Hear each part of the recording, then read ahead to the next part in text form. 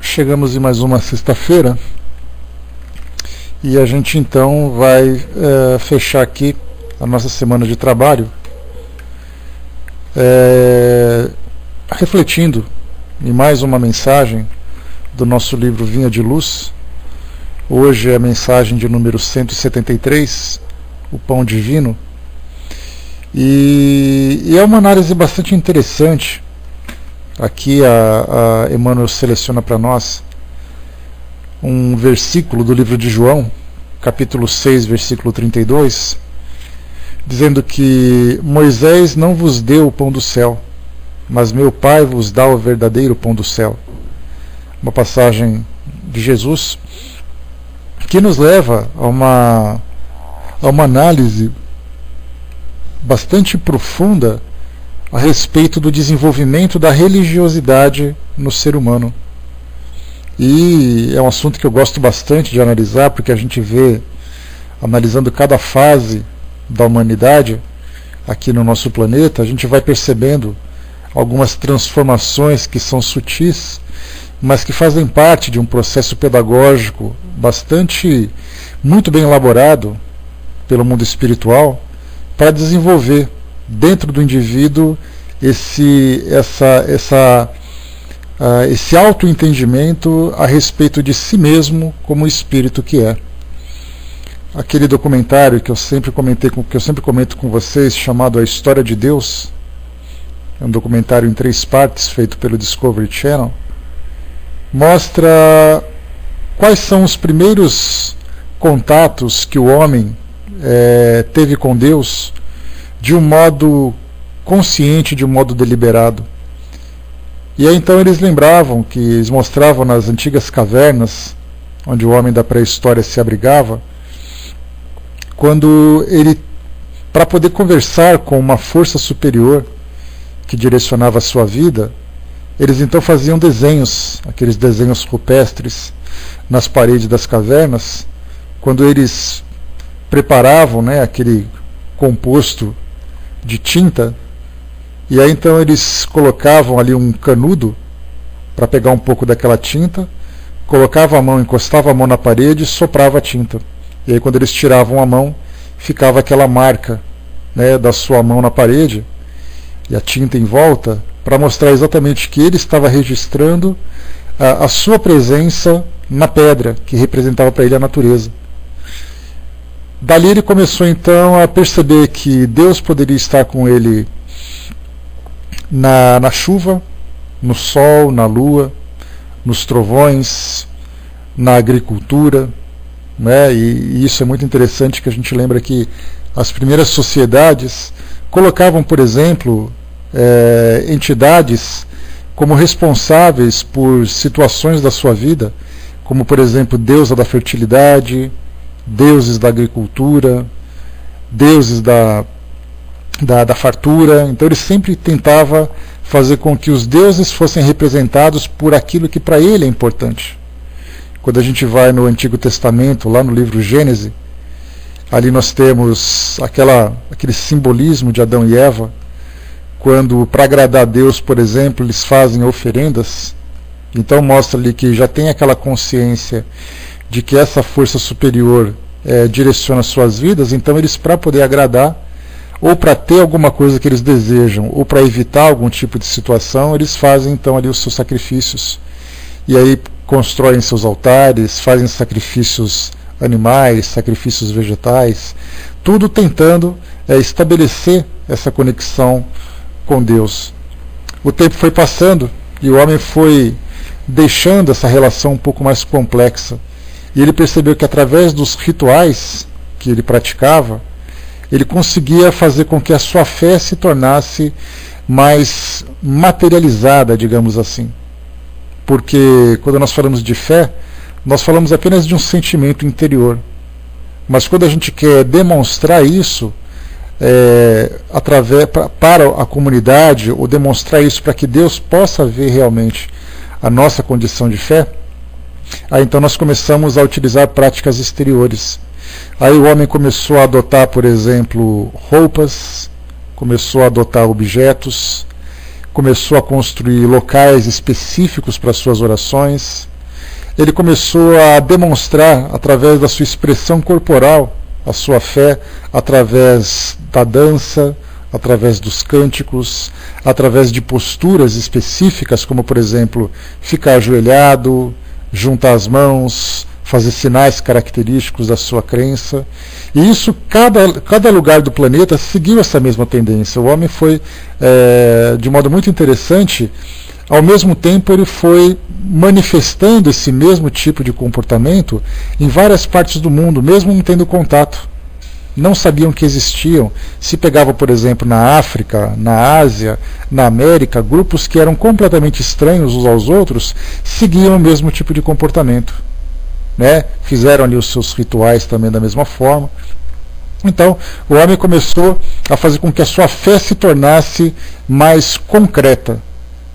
Utilizava esses objetos, utilizava os seus livros sagrados, onde encontravam ali as palavras divinas que direcionavam sua vida.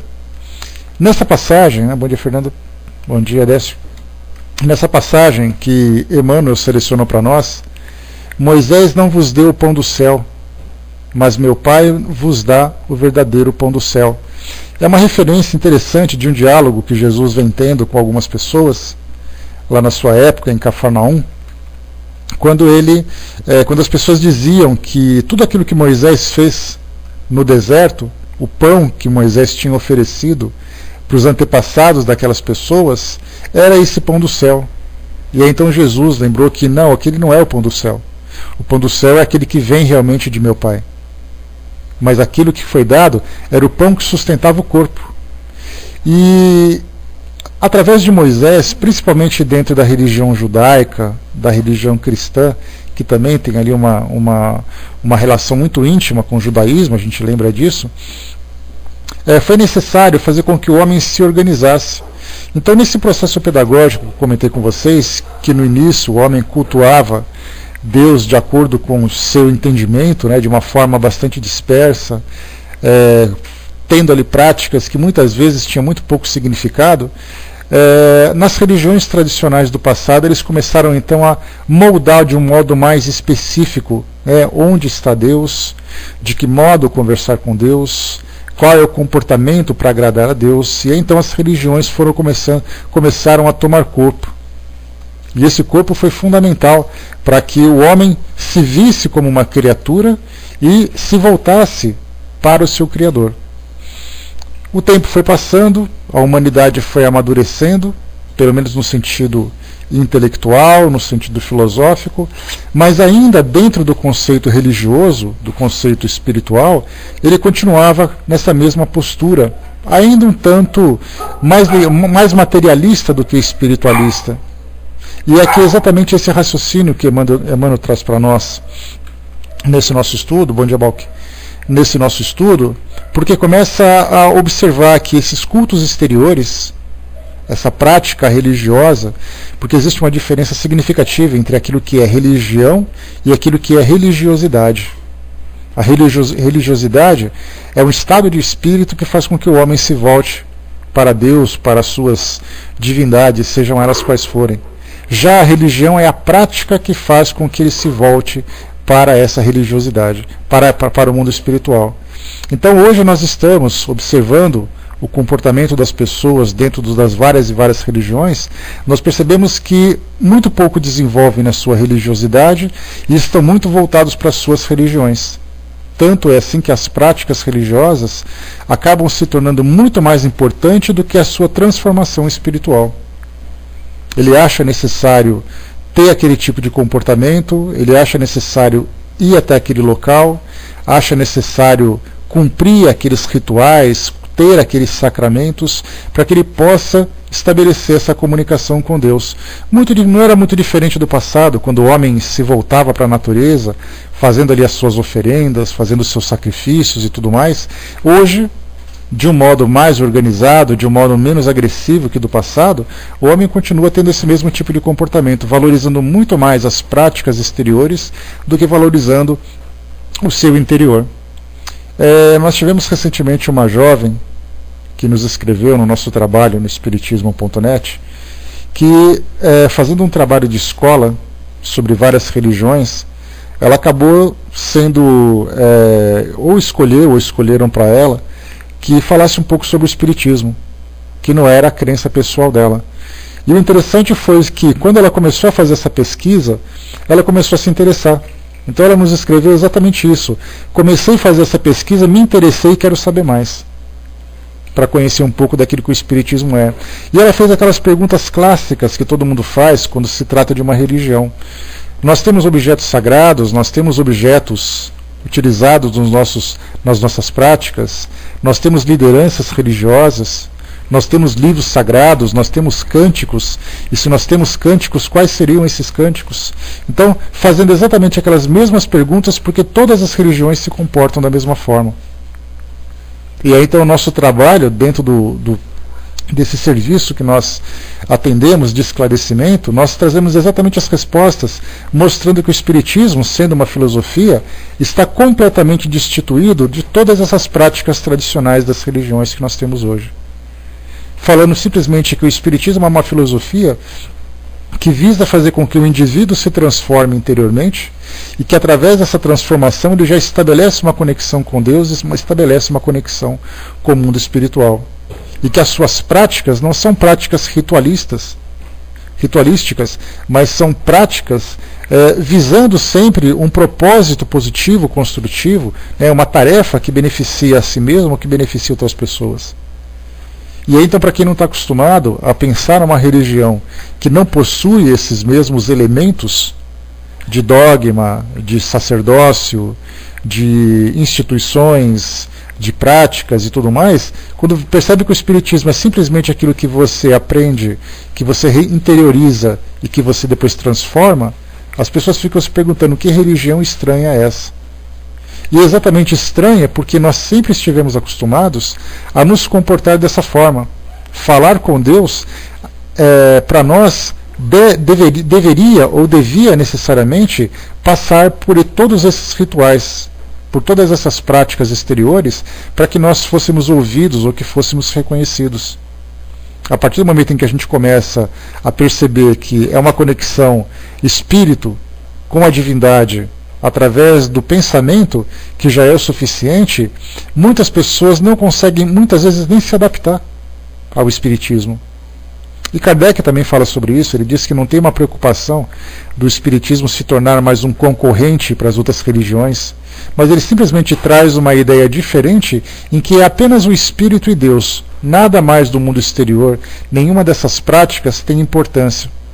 Mas mesmo assim a gente encontra dificuldade, tanto que nós temos algumas instituições espíritas que continuam com algumas práticas ritualistas e não são feitas de um modo, digamos assim, prejudicial para o espiritismo, mas é porque simplesmente não sabem fazer de outra forma.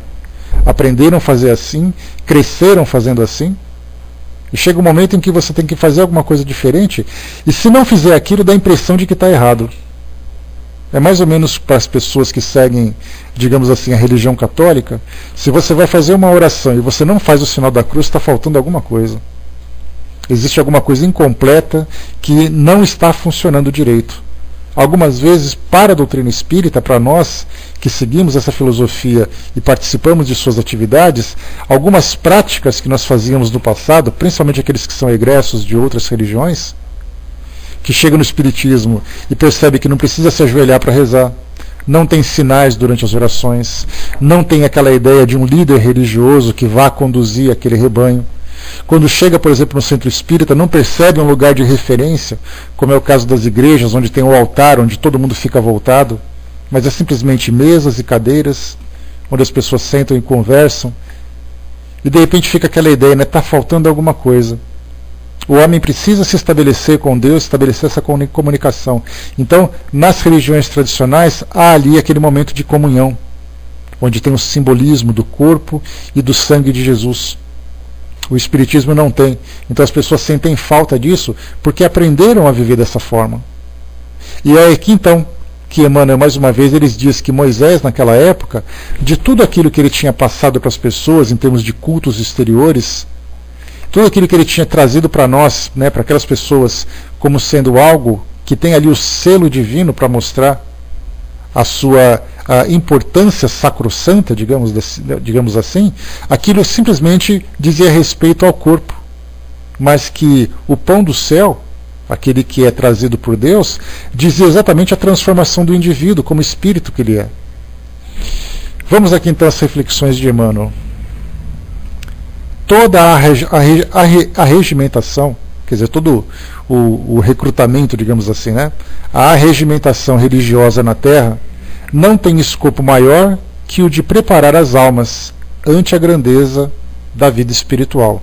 O principal objetivo, então, das religiões é preparar o indivíduo para se reconhecer dentro dessa grandeza da vida espiritual, sendo parte integrante dessa grande vida espiritual. Os templos de pedra arruinam-se, princípios dogmáticos desaparecem, cultos externos modificam-se, revelações ampliam-se, sacerdotes passam.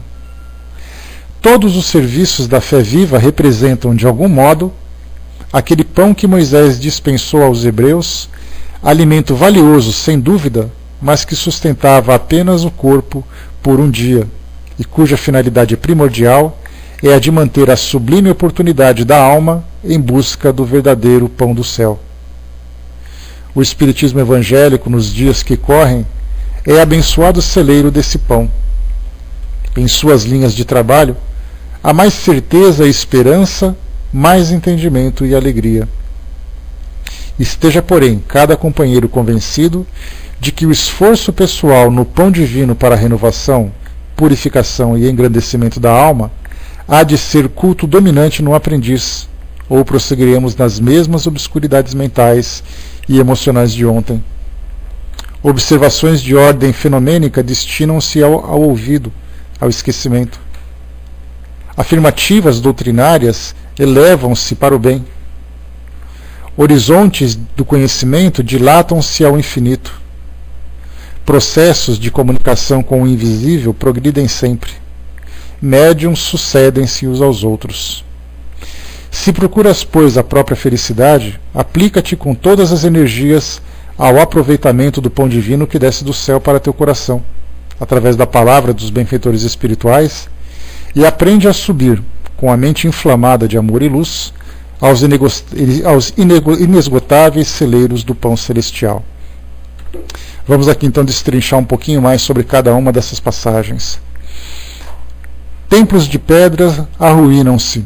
Isso porque normalmente nós construímos os nossos templos, igrejas, sinagogas, mesquitas, terreiros, tendas, casas espíritas, tudo isso dentro daquela estrutura física, estrutura material, que nós classificamos como sendo ali o local sagrado onde o homem pode estabelecer essa comunicação com o mundo espiritual, ou estabelecer essa comunicação com Deus ou com os seus deuses. Só que, apesar desses lugares serem construídos para isso, com o passar do tempo eles mesmos vão se desgastando. Então mostra que uma parede de uma igreja nada mais é do que uma parede de uma igreja. Mas o que faz daquela igreja um local especial é a forma como as pessoas se comportam dentro dela. Acaba muitas vezes mistificando o lugar, sem dúvida. Princípios dogmáticos desaparecem. Os princípios dogmáticos, a gente lembra sempre, o dogma é sempre uma verdade absoluta e inquestionável que deve ser seguida pelos adeptos de uma religião. Por exemplo, nós temos ali vários dogmas das religiões tradicionais, como por exemplo a concepção de Maria, que era virgem, e Jesus foi concebido pelo Espírito Santo. Qualquer pensamento diferente desse contraria esse dogma. A existência do paraíso e do inferno, a existência de anjos e demônios, o pecado original cometido por Adão e Eva, que somente pode ser modificado através do batismo, esses são dogmas que acabam com o tempo se modificando conforme chega o esclarecimento. Passou essa semana teve uma notícia que foi divulgada essa semana muito interessante, que sugeria que Jesus era casado com Maria Madalena, porque ele fazia uma referência à minha esposa, à minha mulher, num pequeno relato, num pequeno papiro que foi achado. Comprovando esse fato, mostra que Jesus, sendo casado, ele não era aquele Jesus que, por exemplo, era aceito como um dogma. Né? A mesma coisa, a ideia, né, de que o tempo que o mundo foi criado. Então, enfim, nós temos ali vários dogmas que com o tempo vão desaparecendo, a partir do momento em que o homem vai se esclarecendo. Os cultos externos modificam-se. Modificam-se, por exemplo, muito simples da gente lembrar, Moisés, lá no livro de Levíticos, que faz parte do Pentateuco da Bíblia, orienta o modo como se faz um altar e quais são os animais que podem ser sacrificados. Hoje, tanto o judaísmo como o cristianismo, e da mesma forma também o próprio islamismo, que segue as tradições do Antigo Testamento, algumas tradições do Antigo Testamento, já não praticam mais os sacrifícios animais. Mas naquela época era importante. Se você não fizesse esse sacrifício, a ponto até mesmo de Deus, dentro daquela passagem bíblica, exigir de Abraão que fizesse o sacrifício do seu próprio filho, aquilo já não se pratica mais. Hoje as práticas são diferentes. Então nós temos ali os simbolismos dessas práticas, né? Eu lembro que, para quem já fez a primeira comunhão na Igreja Católica, deve ter ali experimentado a hóstia. E aí então pega a hóstia, representa o corpo do Cristo, faz as suas orações, e aí então estabelecer uma comunhão. Antes de participar dessa comunhão é necessário fazer a confissão. Então você confessa, paga ali a sua penitência, depois você se purifica, participa da comunhão, recebendo a hóstia como sendo o simbolismo do corpo de Cristo. Eu fiz parte da igreja metodista e era diferente a comunhão. Nós comíamos um pedacinho de pão de forma e tomávamos um cálice de suco de uva, que representava também esse momento de comunhão, sem a necessidade de confissão, porque você confessava com Deus, sem a necessidade de intermediários. E aí então cada grupo, cada religião tem ali as suas próprias práticas, que esses cultos exteriores vão fazendo com que as pessoas materializem, mais uma vez, como eu disse para vocês, a crença que elas alimentam, a crença que elas seguem.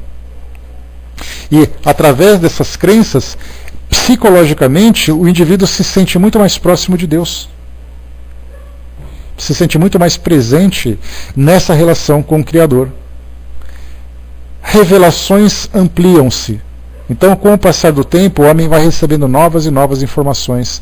Aquelas revelações ligadas ao seu passado, algumas revelações que datam de 2.000, 3.000 anos no passado, elas vão se modificando, porque o homem vai vivendo novas experiências espirituais, fazendo com que ele tenha um conhecimento mais amplo, ampliando, na verdade, aquilo que inicialmente ele aprendeu, mas que esse aprendizado veio no tempo em que ele tinha capacidade de compreender. Passado um tempo, já que ele já compreendeu, já assimilou aquela ideia, então ele começa a ter novas revelações. E os sacerdotes passam. São aqueles representantes religiosos que muitas vezes gostariam de ser imortalizados para conduzir aqueles rebanhos. Infelizmente eles passam. Nós temos ali todas as religiões que já tiveram grandes e grandes representantes. Quantos papas nós tivemos a oportunidade de acompanhar nesses últimos tempos? Nesses últimos 40 anos nós tivemos ali a oportunidade de pegar pelo menos 3 papas, quer dizer, representantes máximos de uma religião, que, seguindo a lei da natureza, seus corpos físicos perecem e seus espíritos se libertam. Então, na verdade, tudo aquilo que a gente coloca como representantes exteriores, como práticas exteriores, o tempo vai levando. Aqui Emmanuel diz para nós, né, bom dia pessoa que chegou, soldado Corlina, todos os serviços da fé viva representam, de algum modo, aquele pão que Moisés dispensou aos hebreus. Alimento valioso, sem dúvida, mas que sustentava o corpo apenas por um dia, cuja finalidade primordial é a de manter a sublime oportunidade da alma em busca do verdadeiro pão do céu. Quando fala sobre esse alimento de um dia, Por que as pessoas precisam constantemente, todas as semanas, ou alguns dias da semana, participar desses cultos que são realizados? É uma forma de estar constantemente renovando a sua fé. É aquele pão que Moisés dispensou aos hebreus, lembrando aqui Emmanuel, que é importante porque oferece oportunidade para que as pessoas fortaleçam suas crenças e se elevem espiritualmente. Então, na verdade, todas essas práticas servem de trampolim para que as pessoas possam se elevar. E se elas não tiverem essas práticas, se elas não utilizarem-se desses rituais, elas não conseguem por si mesmas se elevar em direção, né, a Deus, né, imaginando aquele simbolismo de que Deus se encontra no mais alto. Então nós temos sempre essa oportunidade. Mas o grande detalhe é que no meio dessas práticas todas, o que vale realmente nisso tudo é a transformação que o indivíduo sofre. A grande maioria das pessoas vão em busca das religiões como uma condição de uma forma de fugir dos seus sofrimentos. Uma reportagem recente falava sobre as migrações entre as religiões, mostrando a quantidade de pessoas que saem de uma religião e passam para outra, sempre em busca de uma solução para os problemas que enfrentam. Quer dizer, elas não se encontram naquela religião porque elas simplesmente encontraram uma forma de conversar com Deus, mas elas vão para aquela religião tentando encontrar uma solução para os seus problemas. A partir do momento em que esses problemas não são resolvidos naquela religião, elas partem para outra religião.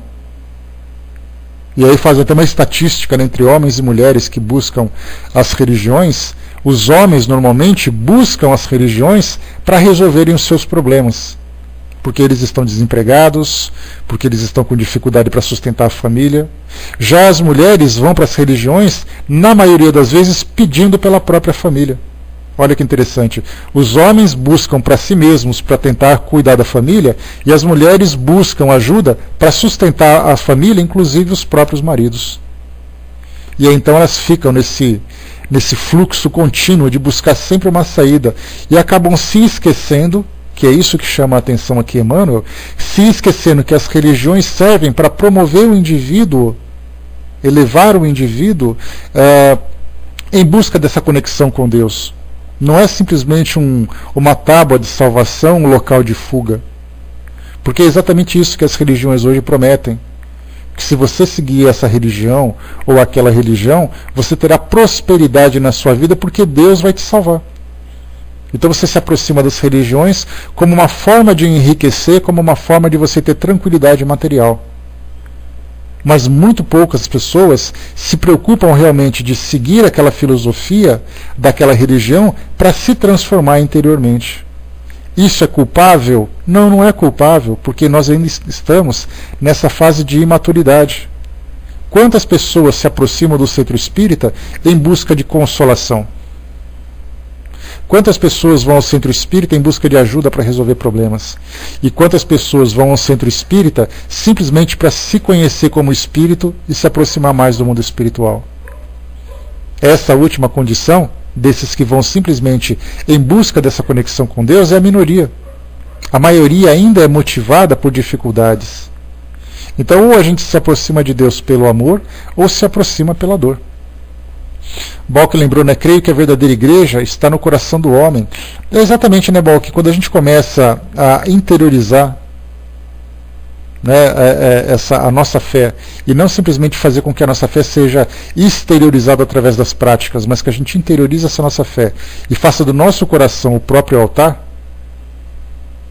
e aí então a gente começa a se conectar com Deus por dentro, de dentro para fora, ou seja, da nossa mente com a mente divina, aí sim a gente consegue compreender o sentido de religiosidade.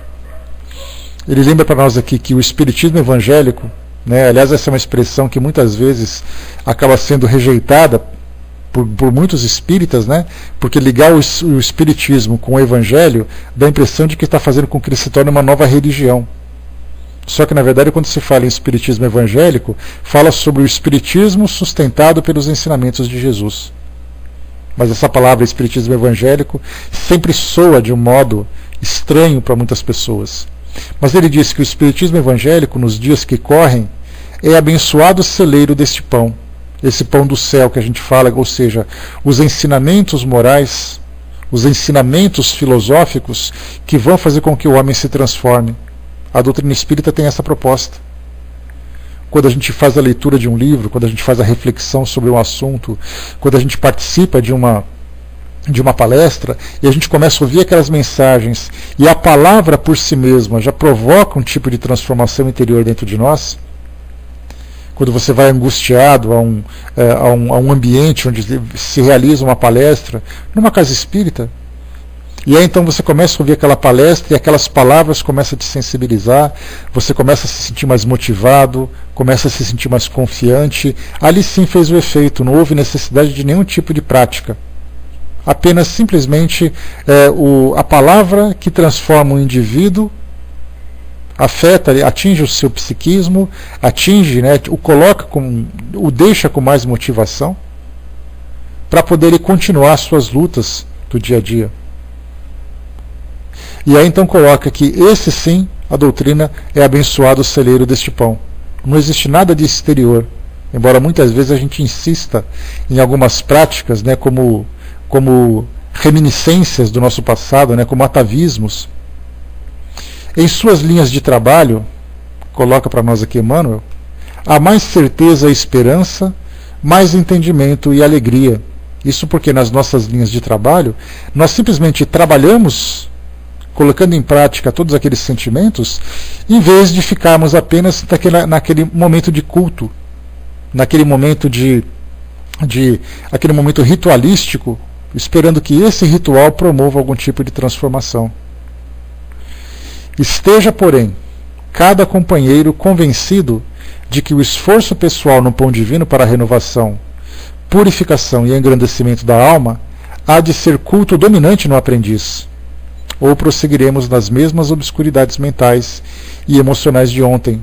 Então a gente tem que lembrar sempre, que a renovação, a purificação e o engrandecimento da alma, isso deve ser o nosso objetivo, deve ser a nossa proposta. Porque do contrário, se a gente visar apenas a presença e a participação num ritual, acreditando que isso já vai ser o suficiente para nós nos elevarmos espiritualmente, nós continuaremos então aqui nas mesmas obscuridades mentais, ou seja, na ignorância e também na obscuridade emocional de ontem, naquela questão de dependência, de medo, dependência, incertezas.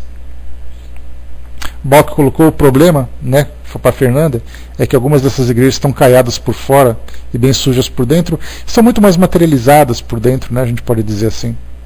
A Inês colocou, a doutrina espírita é a luz para a humanidade.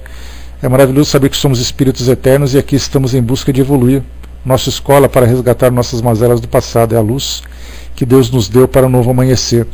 O interessante, Inês, como Kardec coloca, ou como já comentei com vocês, que a doutrina espírita não tem essa preocupação de fazer com que as pessoas troquem de uma religião para outra, mas ele leva esse aspecto filosófico, essa fé racional, para que todos possam viver as suas crenças de um modo mais preciso, de um modo mais objetivo, mais eficaz.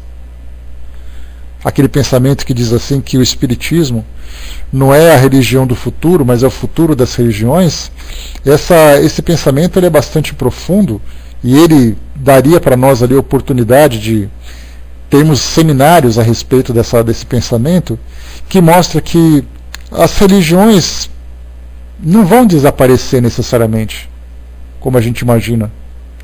Mas na verdade as religiões elas vão se transformando, saindo dessa ideia do culto materialista para promover a elevação espiritual, que é o seu verdadeiro objetivo, que é o seu real propósito. Aí sim nós teremos essa mudança.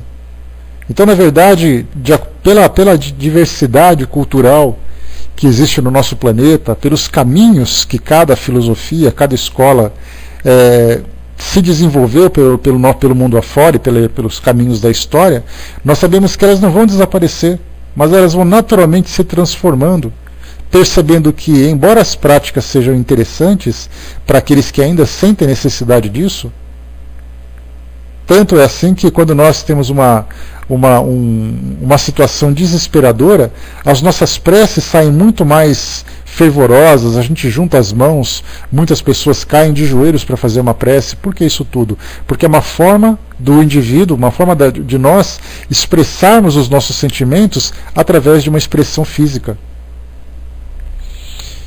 E aí coloca para nós: observações de ordem fenomênica destinam-se ao ouvido.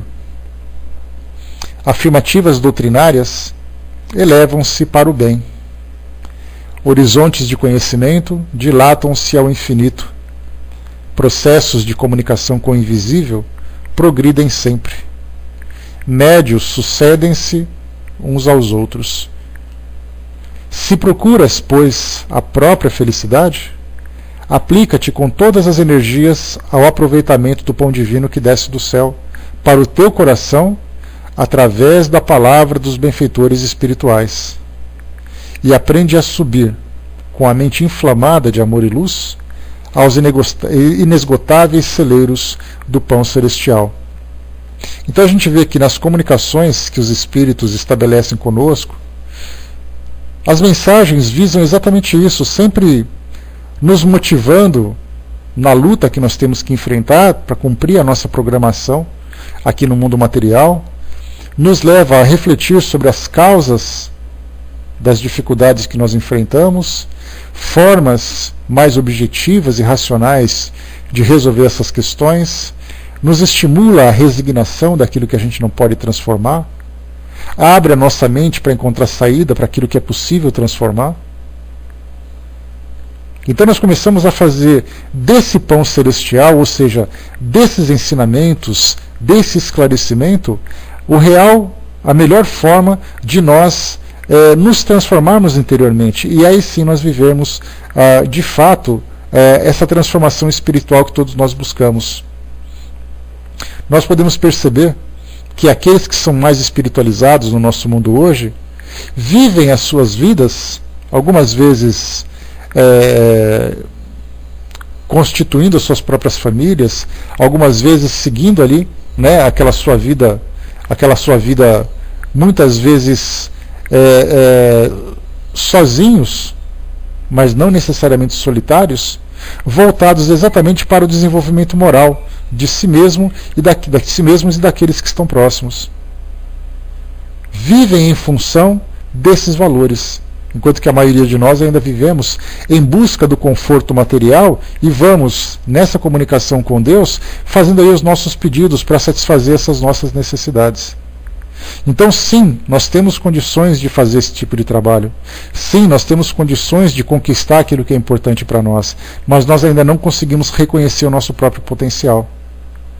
E aí então nós fazemos das religiões os locais de salvamento, não apenas de nossas almas, porque muitas pessoas buscam salvamento para a própria alma, mas que na verdade buscam soluções para os seus problemas. Por isso então, nós temos esses ensinamentos do mundo espiritual. Nós podemos perceber que os espíritos não fazem promessas.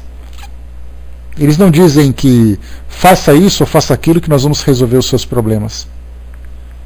Temos pessoas que fazem promessas, temos pessoas que fazem pactos com os espíritos, tem pessoas ali que cumprem os rituais, sempre buscando no mundo espiritual solução para os seus problemas. E nem sempre conseguem. E daí vem a grande decepção. Então os espíritos vêm mostrar para nós que nós temos capacidade de fazer isso. Eu me lembro que um primo meu, em contato, né, com a namorada que frequenta um centro de Umbanda, ele foi conversar com um dos mentores espirituais daquela instituição, e aí então ele recebeu a seguinte promessa, né: não se preocupe que nós vamos abrir o seu caminho e você vai conseguir ter sucesso naquilo que você precisa.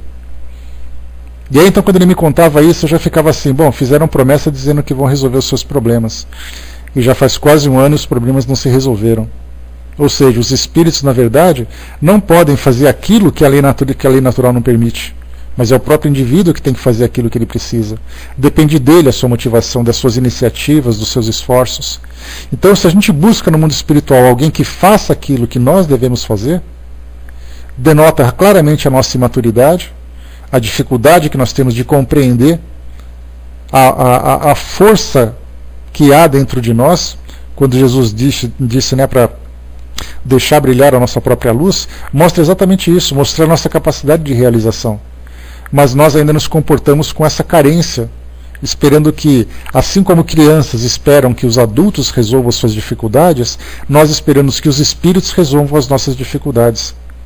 E esse é o teor da maioria das pessoas que buscam, né, da crença das pessoas que buscam esse amparo espiritual. Elas não vão em busca de elevação, elas vão em busca de soluções. Daí então que elas se encontram cada vez mais distantes do mundo espiritual, apesar da fé que elas alimentam, fé muito sincera, diga-se de passagem, mas voltada ainda para a sua vida imediatista, e não se vendo como espírito imortal. Então nós temos a oportunidade, através de todo esse conhecimento que nós vamos recebendo, pelas instruções, pelos estudos, pelas reflexões, de nos vermos de um modo diferente, de nos vermos como esse espírito imortal e de agirmos como espíritos que somos. A maioria das pessoas que vivem aqui encarnadas, a grande maioria das pessoas que vivem aqui encarnada, vive exatamente dessa forma, quer dizer, ela só vai querer viver como espírito quando ela estiver no mundo espiritual. Porque aqui, enquanto ela se encontra no mundo material, ela tem que viver como indivíduo materializado. Mas nós somos espíritos, onde quer que nós estejamos. E nós seremos imortais, independente de onde nós estejamos. Então temos que aprender a viver dessa forma. Que nós lemos sobre os espíritos, falamos sobre os espíritos, mas não vivemos como espíritos. E é esse pão celestial, esse pão divino que todos nós buscamos, que é exatamente esse esclarecimento para todos nós, que deixam essas práticas exteriores de lado e vive efetivamente dentro da sua própria transformação. Então essa é a mensagem que nós temos hoje, chamada o pão divino, que é esse verdadeiro pão que nós recebemos do mundo espiritual. Para fecharmos aqui, né, agradecido colocou, né, se a coisa que ele carrega, mesmo que seja numa pedra, num santo, sinal de cruz, em qualquer coisa, e ele consegue ser feliz, por que não deixar que ele seja essa pessoa que evoca algo, mas que traz a ele o que ele deseja, a felicidade que sempre traz o melhor para a vida, né? Porque mesmo que essa pessoa não saiba da sua fé, não saiba, a sua fé está dentro dele. O problema é que isso acaba atrasando demais o nosso crescimento, né, agradecido, porque para nós a gente vê assim esse momento. Mas quantas e quantas pessoas tiveram a oportunidade de acelerarem essa elevação, esse crescimento, e não fizeram, porque simplesmente ficaram presos ainda dentro desses dogmas, dessas concepções religiosas que nós temos aqui no mundo material. Que você tem que fazer isso, fazer aquilo outro e tudo mais, e se esquece de se transformar. Né? Mas de um modo geral, não apenas do Piauí, mas a gente fala do planeta de um modo geral. Em várias e várias partes do mundo nós temos ali aquelas pessoas que ainda não se deram conta que são espíritos imortais, mas, como a gente colocou para nós temos aí mais algumas gerações que vão nos suceder, trazendo uma nova forma de viver, uma nova forma de entender o nosso papel nesse mundo hoje. Né?